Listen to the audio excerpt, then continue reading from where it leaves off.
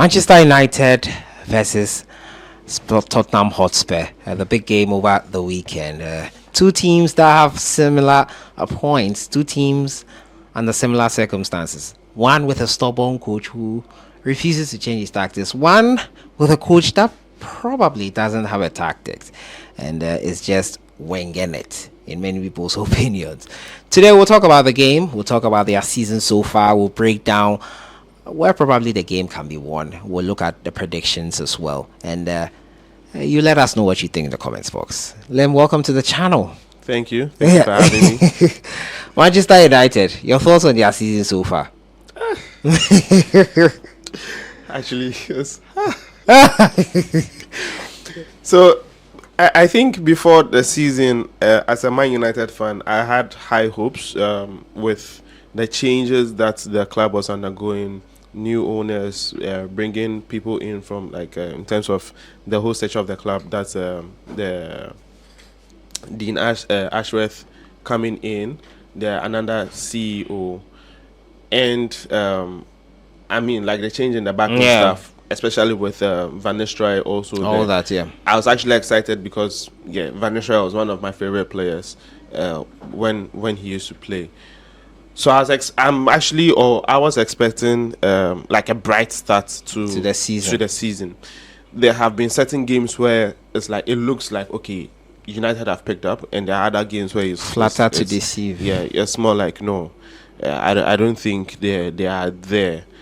That's how United's season has been. It's actually been lukewarm. You can't really tell where they are. Consistently inconsistent. Yeah, they are very inconsistent. One time they are winning big. And actually, that was the only time that I've actually witnessed under Eric Ten Hag. Probably that was the game against Barnsley. United should move to the lower leagues so that probably would.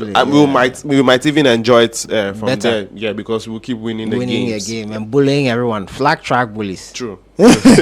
So that's been United's season so far. It's been very inconsistent. That's just it. How about Tottenham Hotspur? A stubborn coach, very stubborn, hard-headed. Versus Arsenal, his players did not take their chances. He still kept his high line, eventually beating by a set piece. I think Ange Postecoglou also flattered to deceive last time out when he started winning 4 games or 3 games in a row. As the season started, this season he's been more or less exposed, and it's quite stubborn. What are your thoughts on him and Tottenham season so far? First of all, both managers are stubborn. I think both managers are actually stubborn. Ange doesn't want to compromise. He doesn't want to vary tactics. He doesn't want to compromise his tactics, his principle. A high line is a high line.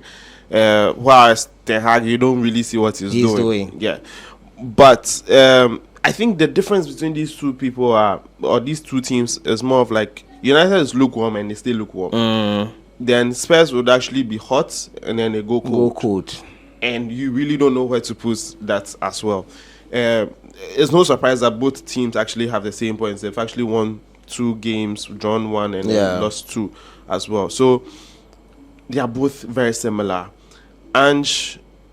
I think Ange would actually have a better chance if now he adds certain variations to his tactics. His tactics, probably if he could be a bit more pragmatic in certain games and still keep the high line as his main tactic, then I think he would actually move, or he would actually be better than he was last season. Because last season, I think his downfall in games where he kept on playing high line. And most memorably, the game against Chelsea, they kept a really high line. Chelsea just kept finding ways behind their back line. I think Chelsea were wasteful in that game. Although Chelsea scored, I think, more than 5 goals. I think Chelsea could have scored more. It could have been worse. Yeah, it could have been worse, actually.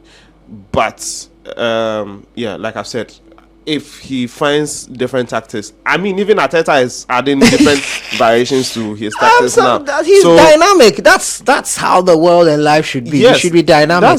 That's how every top manager should actually be. Yeah, diversify. You shouldn't stick to one tactic. We always talk about every game will define what you need. Yes, we always talk about Pep being one of the best managers of all time. He doesn't play just one way. Yeah. If Pep was playing the way he at City, the way he played at Barcelona, it wouldn't work. It wouldn't work. He tried that in his first season and it didn't work. Yeah. And then he noticed that he had to he needed some sort of personnel to be able to execute what he wanted, and started buying players and all that. So true. I think both managers are in the same soup.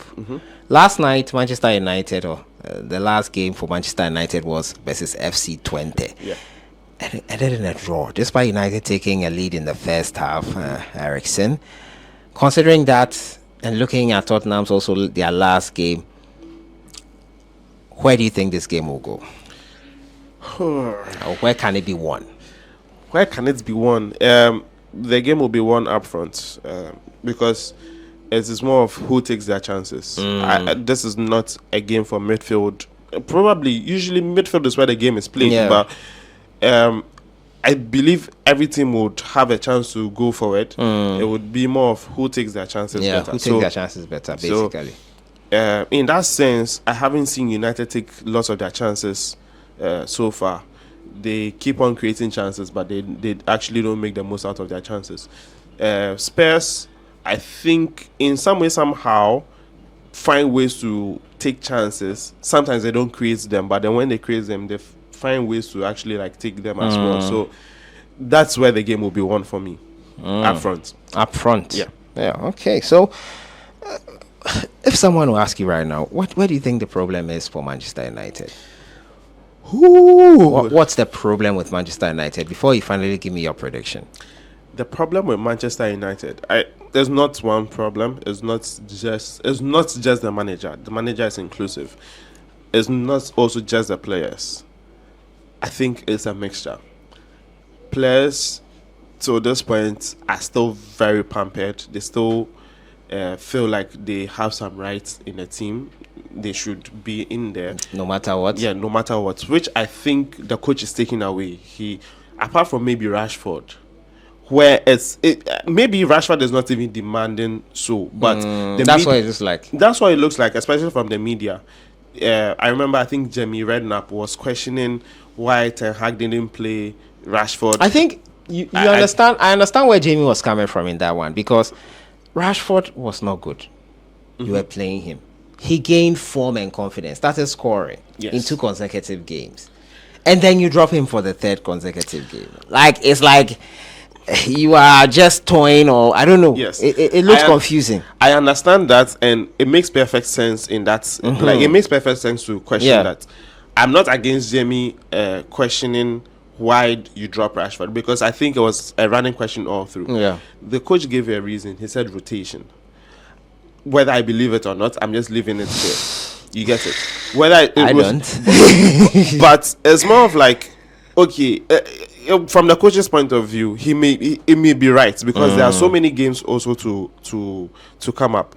The person to replace him, Garnacho, has also had a very good season so far. So you wouldn't say that the coach is out of place for doing that. Yeah, for doing that as well. So I wouldn't go all guns blazing and say that Ten Hag was right for dropping Rashford for Garnacho. Garnacho actually had some chances. He just didn't take. He didn't take them as they came. The problem is part management, part players, and if they are able to actually sort it out, then I think United would actually be a better team. And the reason why I also said that Ten Hag is stubborn is because I think there are so many, or there are some little things that he could actually do right, and he doesn't do them. He doesn't do them. The game against FC 20, Rashford wasn't playing well. Ahmad wasn't playing well. Fernandes was also not playing well. Zexi was also lost. I think for me, the bright people in that game was Harry Maguire, Mazraoui, and Eriksen. Although Eriksen gave away a goal, but prior to that, those were the bright spots. Yeah, those were the bright spots. And I think even in Eriksen's defense, when he received the ball, his back was facing, so he couldn't really tell.